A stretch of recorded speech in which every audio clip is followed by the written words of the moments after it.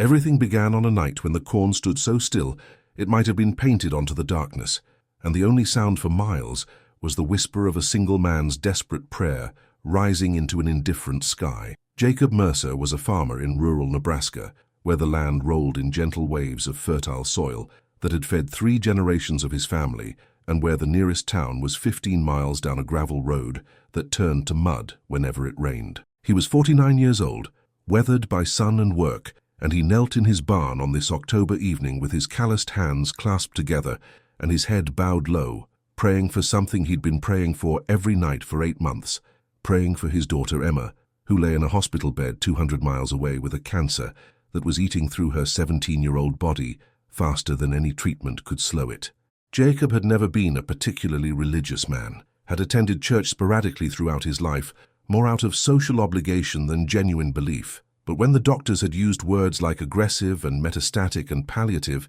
he'd discovered prayer the way drowning men discover air, desperately and completely, and now he prayed every night in this barn where he'd learned to work as a boy, where his father had taught him that honest labor was its own form of worship, and where he now begged an invisible God to perform a miracle he wasn't sure he believed was possible. If you're watching this and you've ever prayed for something so desperately that your heart felt like it might break from the weight of hope and fear combined, leave a comment and tell us what you prayed for, because this community exists for people who understand that sometimes all we have left is the act of asking into the void. The light came as Jacob finished his prayer and opened his eyes, a soft blue luminescence that appeared in the corner of the barn near the old tractor his grandfather had purchased in 1953, and at first, Jacob thought it was a trick of exhausted vision, a hallucination brought on by stress and grief and too many sleepless nights, but the light grew brighter and more defined, forming itself into a sphere roughly 3 feet in diameter that hovered 2 feet above the barn floor and cast no shadows despite its intensity. Jacob stood slowly, his knees protesting after 20 minutes kneeling on hard concrete, and he watched as the sphere began to pulse with a rhythm that felt oddly biological, like a heartbeat made visible, and he felt no fear, which was strange, because any rational person should have been terrified, but instead he felt curiosity and something deeper, a recognition he couldn't explain, as if some part of him had been expecting this moment his entire life without knowing it. The sphere expanded, and within its luminescence a figure began to materialize, tall and slender with proportions that were almost but not quite human, and as the being solidified, Jacob could see it more clearly, perhaps 7 feet tall, with limbs that were longer and more graceful than human anatomy should allow, with skin that seemed translucent and faintly luminous, and a face that was angular and beautiful in a way that had nothing to do with human standards of beauty, but everything to do with symmetry and proportion that somehow suggested intelligence and compassion. The being looked at Jacob with eyes that were larger than human eyes, and a color that Jacob couldn't quite name, somewhere between silver and violet. And in that gaze, Jacob felt himself seen completely, not just his physical form, but everything beneath it, every thought and fear and desperate hope, and he understood without words being spoken that this being knew about Emma, knew about the prayers, knew about the 8 months of desperate pleading into what had felt like silence. The being moved forward with a motion that was more like gliding than walking, and it raised one long-fingered hand in a gesture that might have been greeting or blessing or simply acknowledgement, and then Jacob heard a voice, not through his ears, but directly in his mind, clear and calm and carrying an accent that wasn't quite an accent, but rather a sense of something ancient and vast, trying to communicate through the limited medium of human language. The being told Jacob that it had been listening, not just to him but to millions like him across the planet, told him that what humans called prayer was not what they thought it was, not appeals to a distant monarch in the sky who arbitrarily chose to answer some requests and ignore others, but something far more powerful and far more scientific, a technology of consciousness that humans had been using for millennia without understanding the actual mechanism behind it. Subscribe now to join a community that isn't afraid to explore the intersection where faith meets the cosmos, because what comes next will change how you understand every prayer you've ever spoken. Jacob found his voice and asked the only question that mattered, asked if prayer could save his daughter, and the being's response came not as words but as images and feelings, and direct knowing downloaded into Jacob's consciousness faster than language could convey. and he understood that prayer was a form of focused intention that operated on quantum levels of reality, that consciousness itself was the fundamental substrate of existence, and that matter was merely consciousness vibrating at particular frequencies, and that when a human being prayed with sufficient focus and emotional intensity, they were literally reshaping the probability fields that determined which potential futures would manifest into physical reality. The being showed Jacob visions of how it worked, showed him the quantum foam underlying all material existence, infinite possibilities existing in superposition until observation collapsed them into singular actualities, and showed him how human consciousness, especially when amplified by the emotional intensity of desperation or love or faith, could influence which possibilities collapsed into which realities. The being showed him that Jesus had understood this, that when Jesus spoke of faith moving mountains, he wasn't speaking metaphorically, but describing actual physics, that the miracles attributed to Jesus were demonstrations of what became possible when consciousness operated from a state of absolute certainty and unity with the source field from which all things emerged. Jacob's mind reeled, trying to process information that seemed to bypass his intellect entirely and embed itself directly into his understanding. And he asked why, if this was true, his prayers for Emma hadn't worked, why 8 months of desperate pleading hadn't produced healing, and the being's response was complex and painful, explaining that prayer worked not by overriding reality, but by aligning with it, that the universe had its own intelligence and its own patterns, and that sometimes what appeared as unanswered prayer was actually a different answer than the one requested, that Emma's soul had its own journey and its own choices that existed beyond Jacob's understanding or control, and that true prayer wasn't about demanding specific outcomes, but about aligning one's consciousness with the highest good, even when that good looked nothing like what the ego desired. The being told Jacob that it wanted to conduct an experiment, wanted to show him directly how prayer actually functioned, so that he could understand and perhaps teach others. And Jacob agreed immediately because what did he have to lose?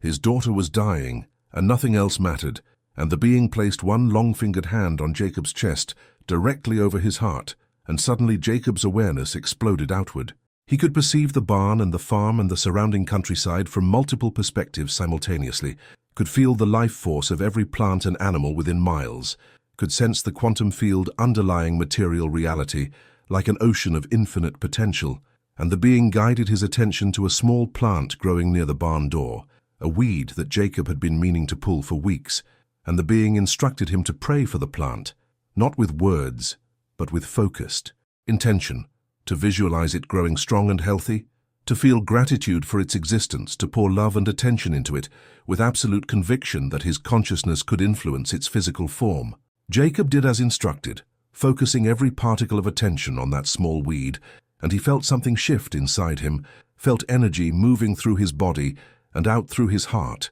and flowing across the space between himself and the plant. And as he watched with his expanded perception, he could see the plant responding, could perceive it at cellular and molecular levels, could watch as his focused intention affected the probability fields around the plant's cellular processes, encouraging growth patterns and strengthening cellular structures, and over the course of what might have been minutes or hours, time having become strange and elastic, the plant visibly grew, doubling in size and developing flowers that shouldn't bloom until spring. The being withdrew its hand, and Jacob's awareness contracted back into his normal perception, and he staggered, disoriented by the return to ordinary consciousness, and he looked at the plant, which had undeniably grown and flowered, and he understood that he'd just witnessed something that should have been impossible, but which was actually perfectly natural once you understood the principles underlying it. The being communicated that the experiment proved prayer was real technology, not supernatural intervention, that consciousness could affect matter when properly focused and aligned, but that human prayer rarely worked because humans prayed from states of doubt and desperation rather than certainty and alignment, prayed while simultaneously believing their prayers wouldn't work, thereby creating interference patterns in the quantum field that cancelled out the intended effect. The being explained that Jesus and other awakened masters had taught this principle in the only language available to their cultures, had wrapped quantum physics in religious metaphor because quantum physics as a framework wouldn't exist for 2,000 years, but that the core truth remained, that faith was not belief despite lack of evidence, but rather direct knowing that consciousness creates reality, and that prayer worked when combined with absolute faith, because faith wasn't hoping for something but knowing it had already occurred at the level of quantum potential. Jacob asked the crucial question, asked if this meant he could heal Emma if he prayed correctly, and the being's response was both hopeful and devastating, explaining that yes, in theory, focused consciousness could influence even cancer cells, could encourage their return to normal function or their apoptosis, but that the challenge was maintaining sufficient focus and faith certainty for extended periods, and that additionally, every soul had its own path and its own agreements made before incarnation, and that sometimes illness was serving purposes that the conscious mind couldn't perceive, and that true healing sometimes meant releasing attachment to outcomes and trusting that whatever happened was somehow serving the highest good of all involved, even when that good was invisible to limited human perception. The being told Jacob it would teach him a technique, an actual methodology for effective prayer that synthesized ancient spiritual wisdom with quantum mechanics, and over the following hours, the being instructed Jacob in practices of consciousness focusing, breath work that altered brainwave states, visualization techniques that accessed the quantum field, emotional amplification methods that increased the power of intention, and most importantly, the cultivation of certainty, the practice of feeling and embodying the desired outcome as if it had already occurred, collapsing the probability wave through the observer effect before physical reality had caught up. Jacob practiced these techniques there in the barn under the being's guidance, and each time he could feel something shifting, could perceive subtle changes in the energy field around him, and the being showed him how to extend this work, how to maintain the practice daily, how to combine it with what traditional religion called faith, recognizing that genuine faith traditions had always been teaching these principles through metaphor and ritual. As dawn approached and the barn began to fill with grey light filtering through cracks in the walls, the being communicated that it was time to depart, but before it left, it showed Jacob one more thing, showed him a vision of Earth from space, and scattered across the planet's surface were points of light, thousands of them, perhaps millions, representing humans who were awakening to these truths, who were learning to use consciousness intentionally, who were discovering that prayer was technology and faith was physics, and that the kingdom of heaven Jesus spoke of wasn't a location, but a frequency of consciousness available to anyone willing to do the work of tuning to it. The being told Jacob that humanity was approaching a threshold, a moment when enough individuals would understand these principles that a collective shift would occur, when the species would graduate from unconscious creation through default and reactivity to conscious creation through intention and alignment, and that this shift was what every religion had been pointing toward with their various names for it, rapture and second coming and age of enlightenment and awakening, all describing the same transition from one level of consciousness to another. The being faded then, dissolving back into light and then into nothing, and Jacob stood alone in his barn as the sun rose over Nebraska cornfields, and everything looked exactly the same and completely different simultaneously. And he carried within him knowledge that felt both impossibly strange and deeply familiar, as if he'd always known these truths, but had forgotten them and was only now remembering. He went to his house and called the hospital and asked about Emma, and the night nurse told him she'd had a comfortable night, no change, and Jacob drove the 200 miles to the city, arriving mid-morning, and he sat beside his daughter's bed, and he took her hand and he closed his eyes and he began to pray, but not the desperate pleading he'd been doing for 8 months. Instead, he practiced what the being had taught him. He visualized Emma healthy and whole. He felt gratitude for her. Wellness as if it already existed, he focused his consciousness on the quantum field underlying her body, and he intended with absolute certainty that her cells remember their original blueprint, that damaged DNA repair itself, that tumors dissolve back into healthy tissue. And he maintained this focus not for minutes, but for hours, barely noticing when nurses came and went, barely aware of his own body's needs, just holding the vision and the intention with unwavering certainty. Something shifted in the room, a change in atmosphere that Jacob felt but couldn't define, and when he finally opened his eyes, Emma was looking at him with an expression he hadn't seen in months, alert and present, and she said, "Dad, I feel different. I feel better." And Jacob called the nurse, who called the doctor, who ordered tests that would take days to process, but Jacob knew, could feel it, could perceive it, with the expanded awareness the being had activated in him, that something fundamental had changed in Emma's body, that the cancer's aggressive progression had halted and reversed, that what the doctors would eventually call spontaneous remission was actually the result of consciousness technology properly applied, of prayer finally working because the person praying understood the mechanism. The following weeks brought confirmation, scans showing tumors shrinking, blood tests showing markers improving, doctors using words like remarkable and unexpected,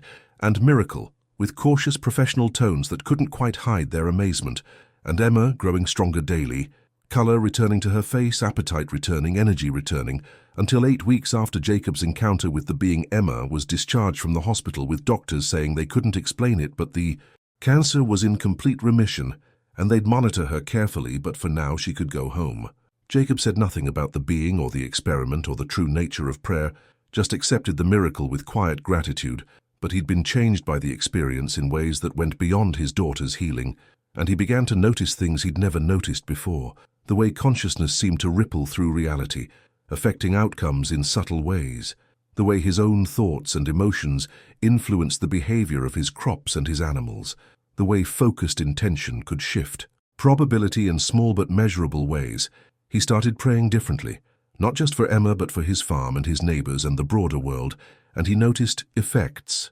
crops yielding better than expected, equipment that should have broken down lasting longer, conflicts resolving themselves in unlikely ways, nothing dramatic enough to seem supernatural, but cumulatively creating the impression that reality was more responsive to consciousness than conventional science acknowledged. Word spread slowly through the rural community about Emma's recovery, and people started asking Jacob to pray for them or their loved ones, and he did, teaching them what the being had taught him, helping them understand that prayer wasn't begging but creating, wasn't hoping but knowing, wasn't asking for intervention but aligning with the intelligence inherent in the universe itself. A farmer named Dale Peterson came to Jacob with a sick child, a boy of 9 with an autoimmune condition that was destroying his kidneys, and Jacob sat with Dale and taught him the technique, and together they prayed, maintaining focused intention for hours, and over the following weeks, the boy's condition stabilized and then improved, and doctors adjusted his diagnosis, suggesting perhaps they'd been wrong about the severity, and Dale looked at Jacob with tears streaming down his weathered face, and said, "You performed a miracle," and Jacob said, "No, I just helped you understand that you've always had this power, that Jesus said we would do greater works than he did, because we're all made of the same consciousness. We're all connected to the same source field. We just forgot how to access it." A woman named Martha Hayes came seeking help with her marriage that was collapsing after 30 years, and Jacob taught her to pray not for her husband to change, but for the highest good of both of them, to release attachment to specific outcomes while maintaining intention for love and healing, and Martha practiced the technique and something shifted in her consciousness. She stopped trying to control her husband's behavior and started focusing on her own frequency and the change in her. Energy affected the relationship dynamics, and within months her marriage had transformed, not because anyone forced anything, but because consciousness creates reality, and changing your own consciousness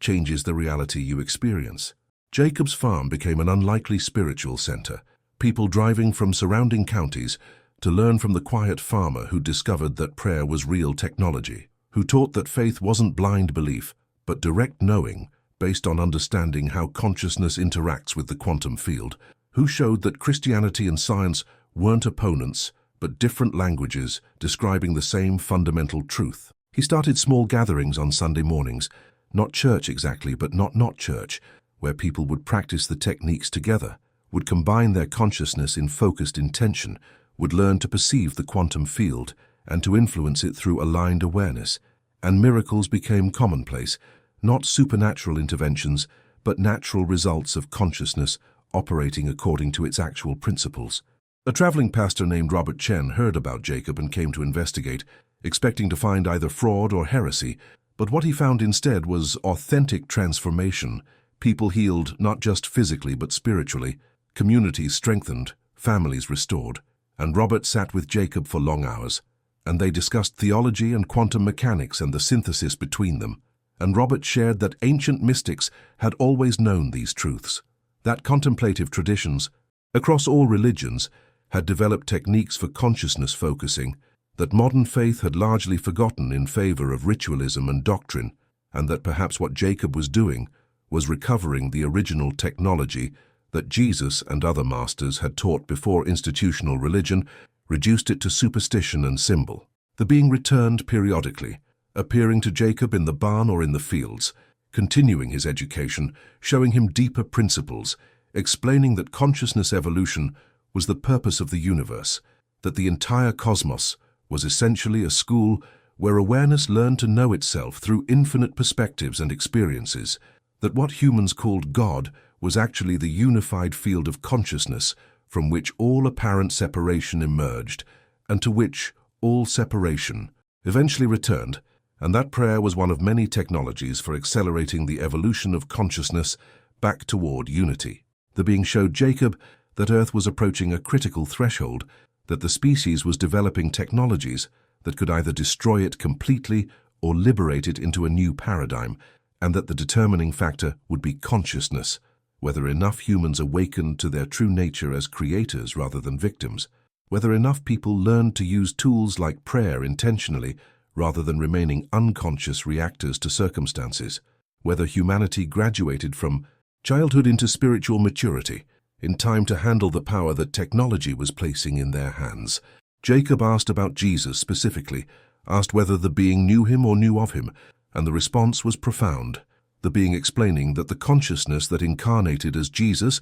was what they called a way shower, an evolved soul that had graduated from the necessity of physical incarnation but chose to return to teach, and that Jesus' actual teachings had been about consciousness evolution, about recognizing divine nature within human form, about understanding that miracles were natural expressions of consciousness operating from unity rather than separation. But that much of his teaching had been lost or distorted through translation and institutionalization and the agendas of people who wanted to control rather than liberate. Thy being showed Jacob that prayer as Jesus taught it was exactly what Jacob was now teaching. Focused intention combined with absolute faith certainty, consciousness aligned with source intelligence, asking not as a beggar but as a creator, and that when Jesus said, "Whatever you ask in prayer, believe that you have received it, and it will be yours." He was teaching quantum mechanics in the only language available at that time, teaching that the observer effect collapses probability waves and that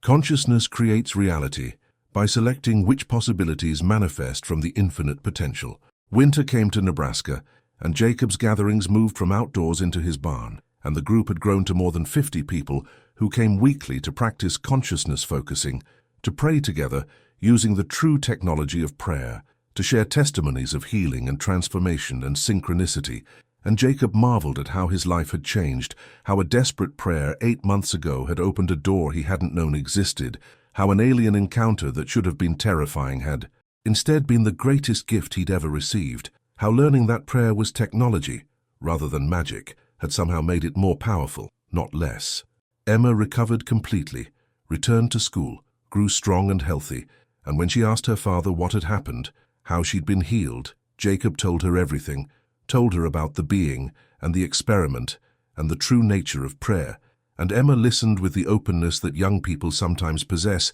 before the world hardens them into skepticism, and she began practicing the techniques herself, became one of the most powerful prayers in their community despite her youth, her consciousness unburdened by the doubts and conditioning that limited adults, and Jacob saw in her a glimpse of humanity's future, a generation that would grow up understanding consciousness as primary and matter as secondary, who would wield prayer like technology, because that's what it was. A television news crew came wanting to do a story about the miracle farmer and his impossible healings, but Jacob refused all media attention, understood that what he was teaching couldn't survive mass exposure, would be either ridiculed as fraud or dangerous as cult. That truth often had to spread quietly through whispers and lived example rather than through public spectacle, and that his role was to teach those who found their way to him rather than to convince those who weren't ready. The being told Jacob on one of its visits that he wasn't alone, that across the planet there were thousands of others like him,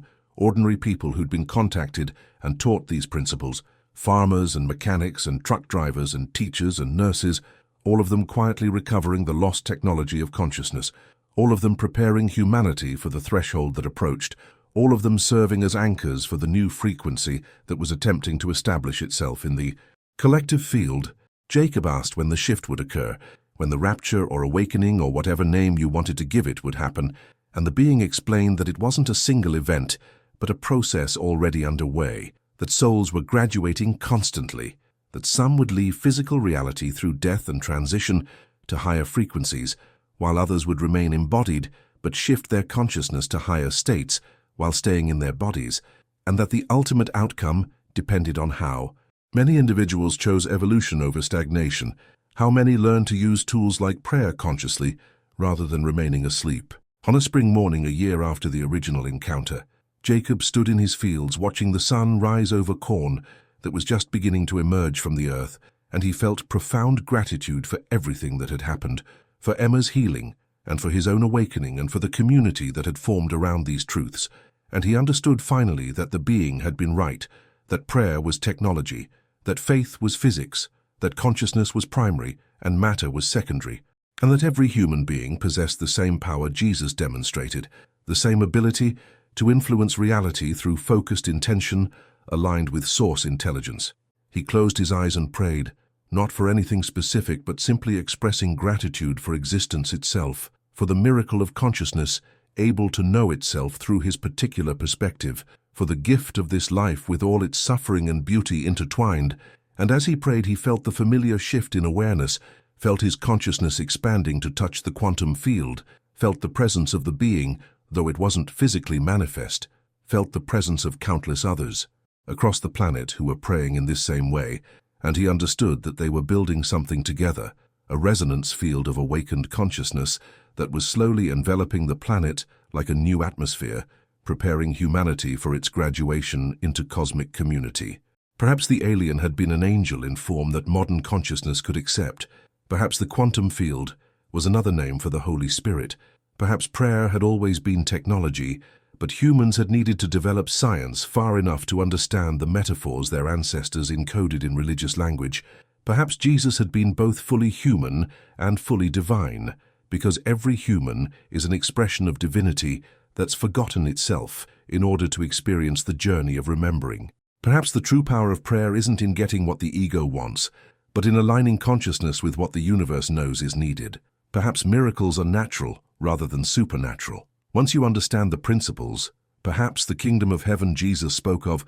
was never a place you go when you die, but a frequency of consciousness available right now to anyone willing to do the work of tuning to it. Perhaps you're reading this because your own awakening is beginning, because some part of you recognizes these truths as memories rather than new information, because you've prayed and wondered why sometimes it worked and sometimes it didn't. And perhaps the most important prayer you could speak right now is simply, I'm ready to understand, I'm willing to learn, I'm open to remembering who and what I really am beneath the story I've been telling myself. Truth or fiction? Perhaps neither the storyteller nor the listener can say for certain. Here stories exist to touch you and make you reflect. The magic only reveals itself to those who allow themselves to feel, not to those who insist on seeking certainties. The months that followed Jacob's awakening moved like water flowing over ancient stone, slow and persistent, and reshaping everything it touched, and the small gatherings in his barn grew into something that defied easy categorization.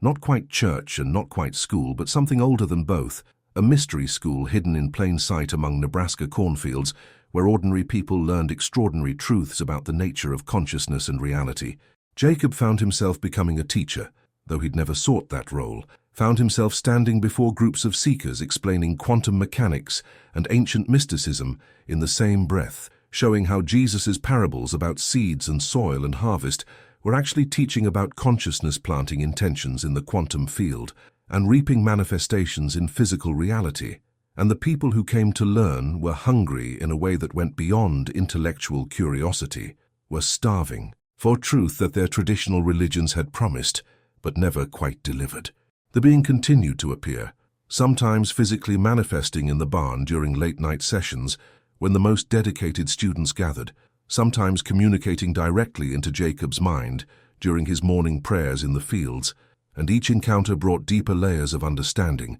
revelations that built upon previous revelations, until Jacob began to perceive reality as a multidimensional tapestry where consciousness and matter were woven together in patterns far more intricate. and intentional than materialist science acknowledged. The being showed Jacob that Earth was not alone, that throughout the cosmos there were billions of inhabited worlds at various stages of development, and that the galaxy itself was organized into something like a federation or family of awakened species, and that humanity was approaching the moment of potential graduation when it might join that cosmic community or might fail the test and remain quarantined in its own violence and ignorance for another cycle of development. The being explained that this was why contact had always been limited and ambiguous, why evidence of extraterrestrial intelligence was abundant but never quite definitive, because cosmic law forbade interference with developing species. Each world had to awaken through its own choices and struggles, but teachers and way showers were permitted,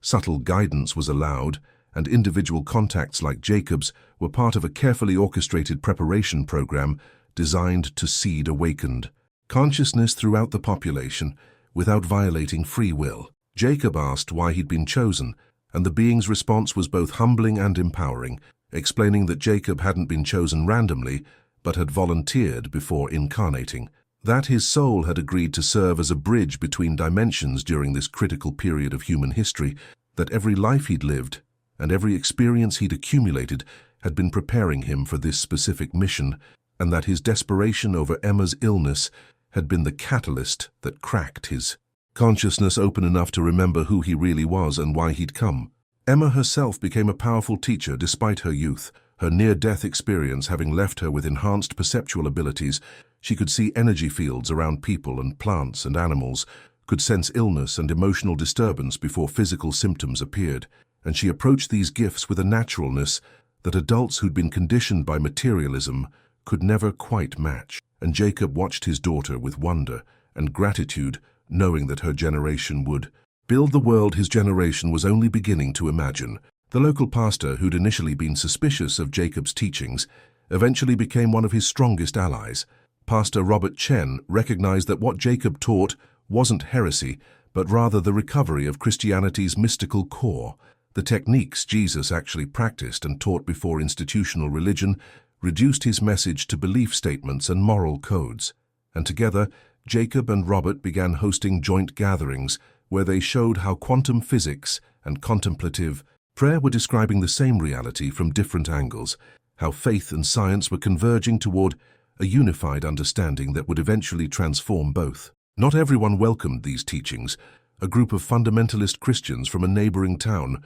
organized protests outside Jacob's farm, held signs declaring him a false prophet and warning that Satan disguised himself as an angel of light, and Jacob felt compassion for them rather than anger, understood that they were defending a worldview that gave them security and meaning, and that his teachings threatened that security, even though they were actually pointing toward deeper truth within the tradition those protesters claimed to defend. One of the protesters, a man named David Sorensen, who'd been particularly vocal in his condemnations, came to Jacob's farm late one night after everyone else had left, his face twisted with confusion and pain, and he confessed that his own daughter was dying of leukemia, and that he'd exhausted every avenue, including fervent prayer using traditional methods, and nothing had worked, and he was desperate enough to try anything, even if it meant learning from someone his church had labeled heretical. Jacob invited David into his barn, and they sat together in the darkness lit only by a single lantern,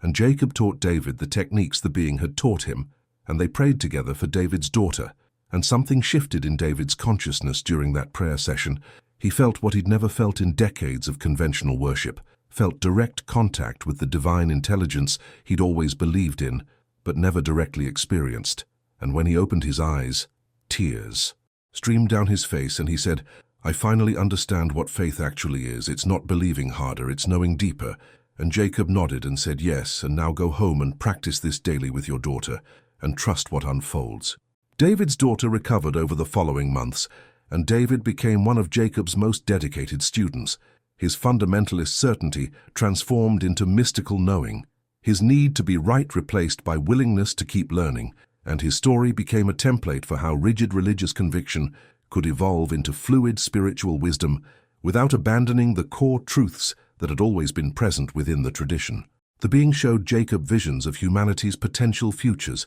timelines branching like infinite river deltas, depending on collective choices not yet made, Some futures where awakened consciousness spread rapidly and humanity avoided the catastrophic scenarios that seemed probable. Other futures where ignorance and greed dominated and the species destroyed itself, or at least collapsed its current civilization, requiring centuries or millennia to rebuild. And Jacob understood that nothing was predetermined, that every individual who learned these practices and applied them was literally tilting the probability fields toward better outcomes. That consciousness work wasn't selfish navel-gazing, but the most practical activism possible, because it addressed causation at the deepest level. The being taught Jacob about the rapture in ways that synthesized biblical prophecy with multidimensional physics, explaining that what Christians expected as a supernatural event, where believers were physically lifted into clouds, was actually a natural process of consciousness ascending to higher frequencies,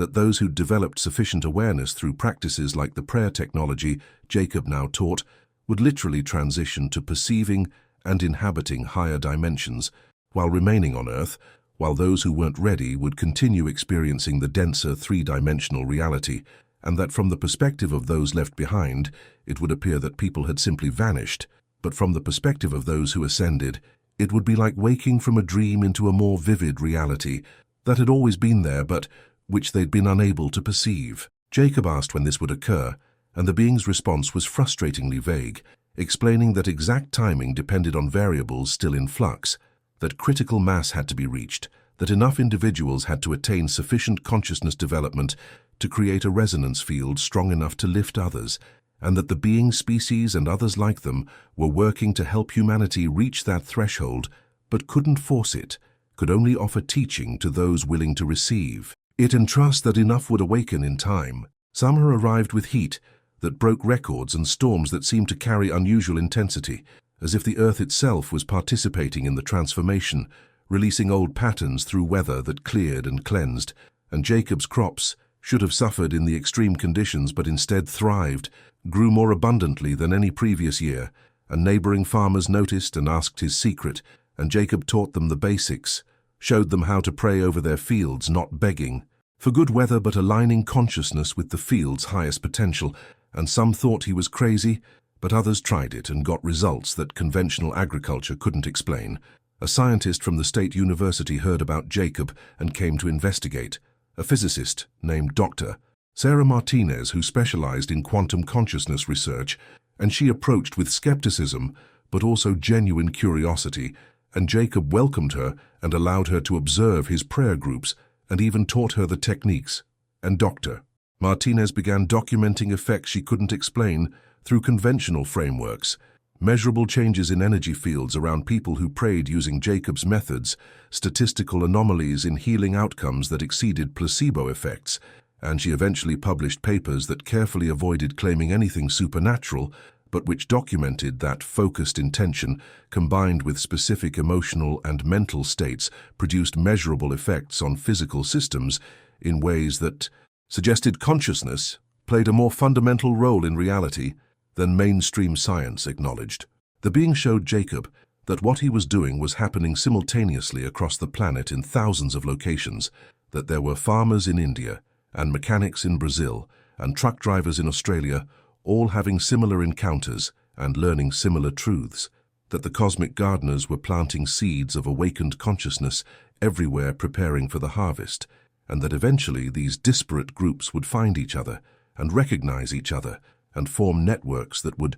accelerate the transformation exponentially. Jacob started connecting with some of these other contactees through dreams and meditation, would find himself in non-physical spaces, meeting with souls he'd never met in physical form, but who shared his mission, and together they would work at consciousness levels to strengthen the resonance field that was building around the planet, the new frequency that was attempting to establish itself as humanity's baseline. And Jacob understood that this work in non-physical dimensions was as important as his physical teaching. That reality was being reshaped from multiple levels simultaneously. Emma graduated high school and decided not to attend college, chose instead to stay on the farm and continue her training with her father and the being. And Jacob's ex-wife, who lived in the city, didn't understand this choice, thought Emma was throwing away her future. But Emma explained to her mother that she was preparing for a future that her mother couldn't yet perceive, that the old structures of education and career were crumbling and new paradigms were emerging, and that learning to navigate consciousness was more valuable than any degree in the economy that was coming. Miracles became so common in Jacob's community that they stopped feeling miraculous and started feeling normal. People healed from terminal illnesses, relationships restored after years of brokenness, financial impossibilities resolved through synchronicities too perfect to be coincidence, and Jacob taught that this was how reality was meant to function, that miracles weren't violations of natural law, but demonstrations of natural law operating from higher understanding, that Jesus had said. Believers would do even greater works because the kingdom of heaven was within them and always had been waiting to be discovered and activated. The being told Jacob on one of its final visits that his education was nearly complete, that soon he would stop needing external teachers because he would have direct access to source consciousness itself, that the training wheels were coming off and he would operate from his own inner guidance, and Jacob felt both excited and terrified by this prospect, had grown dependent on the being's wisdom and presence, but the being assured him that it wasn't abandoning him, but rather stepping back so he could step fully into his power, that mature spiritual students eventually outgrew their teachers and became teachers themselves, not through accumulating information, but through embodying truth so completely that they became living transmitters of it. The final encounter occurred on a winter night, 2 years after the first contact. The being appeared in the barn where Jacob had been meditating alone, and it communicated that the time had come for Jacob to choose, that he could continue living in physical form serving as teacher and healer for however many years his body lasted, or he could transition now, could ascend to the frequency where the being existed and continue his service from that level, and the being made clear that neither choice was better or worse, both served the larger plan perfectly, and the decision was Jacob's alone to make based on what felt most aligned with his soul's deepest knowing. Jacob sat with this choice for hours, the being waiting patiently without pressure, and he thought about Emma and the community he'd built and the people who still needed teaching. But he also felt the pull towards something beyond physical existence, felt the exhaustion of maintaining a body in a dense reality when he'd glimpsed the freedom of higher dimensions, and finally he knew what his choice would be, knew that he'd done what he came to do, that Emma was ready to carry forward the teachings, that the network of awakened individuals was strong enough now to continue spreading the truth without him, and that his next service would be from the other side of the veil, helping guide the transition that was accelerating. He wrote letters to Emma and to his ex-wife and to key members of his community, explaining his choice and assuring them this wasn't death but graduation, that he would still be present and available but in a different form, that they could contact him through prayer and meditation, and he would respond though they might need to develop their perceptual abilities to recognize his responses,